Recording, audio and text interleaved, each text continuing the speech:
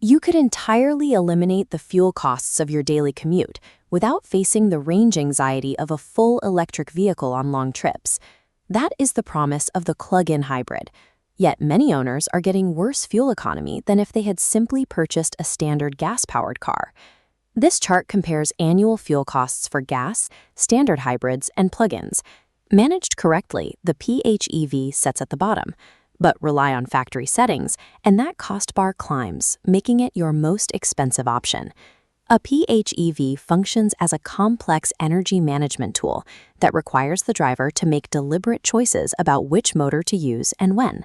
The vehicle only delivers its peak financial return when the driver follows a strict set of charging and switching habits. Without them, the heavy powertrain becomes a liability. When you neglect to plug the vehicle in and rely purely on the petrol engine, you face a significant physical penalty. You are hauling a large, empty lithium-ion battery pack that acts as hundreds of pounds of dead weight. This weight forces the engine to work harder, resulting in a 10 to 15% reduction in fuel economy compared to a standard hybrid that doesn't carry that extra mass. Drivers often assume the car's internal computer is already making the most efficient routing choices in default hybrid mode.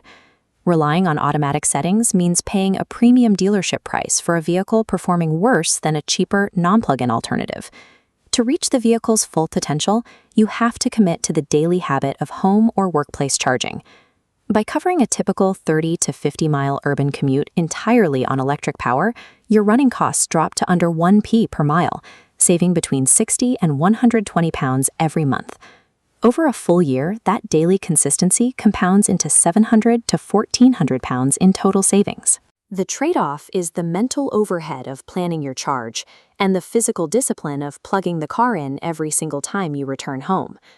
Running at under 1p per mile is a result of consistent user discipline, rather than a capability the car provides through its own automated programming.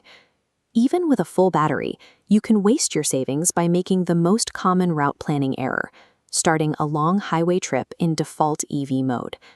At 70 miles per hour, aerodynamic drag is the dominant force.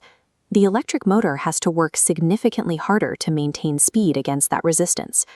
This high-speed demand causes the battery to deplete rapidly, often running dry long before you reach the end of your trip. You then arrive at your urban destination with zero battery, forcing the petrol engine to take over in low-speed stop-and-start traffic where it is least efficient. Spending your electric range on the highway effectively neutralizes the powertrain's cost advantage, wasting the energy on a task the petrol engine is better suited for. The solution is to take manual control of the driving modes based on the road environment. View your route as two zones requiring different power sources. The petrol engine belongs on the motorway, highly efficient at constant, steady speeds. The electric motor belongs in the urban zone, perfectly suited for frequent stops and low-speed acceleration in city traffic. This strategy requires you to manually override the car's automated systems and switch modes the moment you change environments. Treating the two motors as environment-specific tools is the only way to reach maximum efficiency on mixed journeys. To fix poor planning, some drivers use charge save or battery hold modes while they drive. This setting forces the petrol engine to run as a generator to recharge the battery while you are moving. The physics here are clear.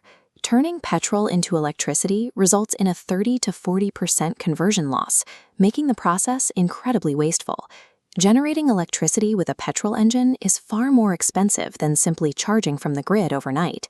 This only makes sense in narrow edge cases, like entering a mandatory zero-emission zone when you've had no prior access to a charger. In almost any other scenario, using petrol to charge the battery is financially irrational compared to just driving a standard hybrid. Evaluating these choices shows that PHEV ownership is significantly different from driving a standard vehicle. We can map these behaviors against your actual financial return using this effort to impact chart. Drivers who never charge and rely on default settings fall into the bottom left, low effort but high financial waste.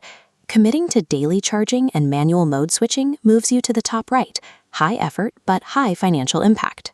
The PHEV acts as an enthusiast tool, delivering its massive urban fuel savings as a specific reward for high behavioral compliance. The ideal buyer is the optimizer, someone with a commute under 40 miles, guaranteed charging access, and the willingness to manage drive modes. For that driver, the PHEV is the correct financial choice and offers a return that standard hybrids cannot match. But the passive driver, someone who relies on automatic settings and forgets to plug in, should avoid the PHEV entirely. You would be better off with a standard hybrid, avoiding the weight and efficiency penalties of a battery you aren't actually using. A plug-in hybrid's battery is a high-value asset, but its worth is determined entirely by where and how you choose to spend it.